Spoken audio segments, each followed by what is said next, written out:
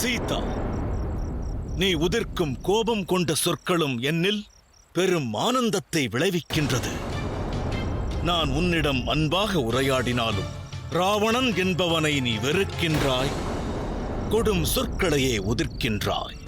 நீ ஆற்றும் குற்றத்திற்கு தண்டனையாக உனக்கு மரணத்தை வழங்க வேண்டும். ஆனால் உன்மீது நான் கொண்டிருக்கும் மையல் என் உள்ளத்தின் குரோதத்தை அமைதியாக்குகின்றது. நல்லது, நான் உனது அன்பினை பெறுவதற்கு 2 திங்கள் அவகாசம் நல்குகிறேன். 2 திங்கள் நிறைவடையும் முன் உன்னுடைய ராமன் வருகை தராவிடில் ராவணன் அர்த்தாங்கினியாவதற்கு நீ ஆயத்தம் கொள்.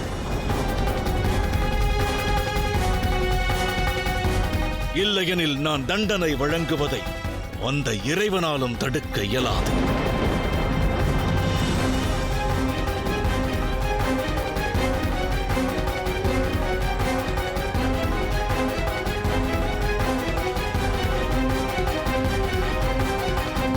நில்!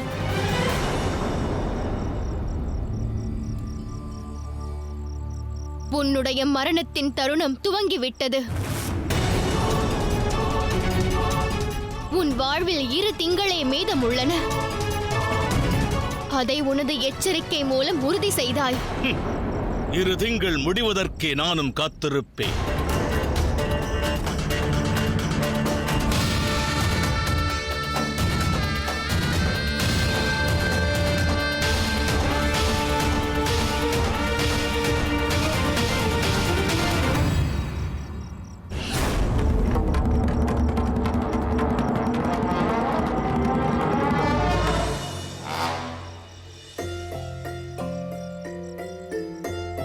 பிரபு ஸ்ரீராமர் தனது மனைவியின் குணாதிசயங்கள் பற்றி என்னிடம் உரைத்திருந்தார்.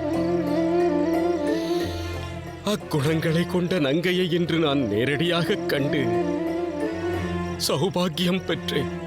தர்ம நெறி தவறாதவர், தன் மணாளன் மீது கொண்ட அன்பு குன்றாதவர். என் மாதாவான சீதாதேவிக்கு அனுமனது கோடானு கோடி வணக்கங்கள்.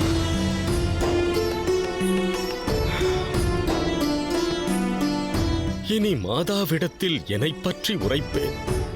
பிரபு உரைத்ததை தகவலாக தருவேன். சீதா,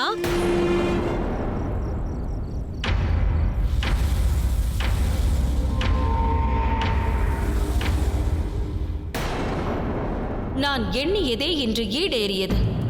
லங்கினி பற்றி விவரம் தெரியவில்லை. அதோடு லங்கை தீவில் ரகசிய ஒற்றன் நுழைந்திருப்பதாக தகவல் வந்துள்ளது. ஒற்றன் பற்றிய தகவல் எவருக்கும் தெரியவில்லை.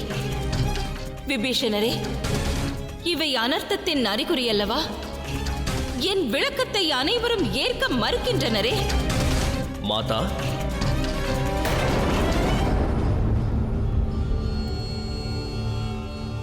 தாம் என்னை அழைத்தீர்களா?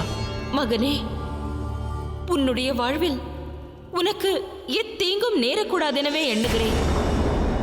என் வார்த்தைக்கு செவிசாய்த்து லங்கையை விட்டுச் செல். குமாரா, தாயுடைய வார்த்தைக்கு தலைவணங்க. அவர் உரைப்பது சரியே. இன்று லங்கை தீவே அதர்மத்தின் பிடியில் சிக்கி தவிக்கின்றது. அதர்மத்தின் பிடியிலிருந்து விலகுவதே நன்றாகும்.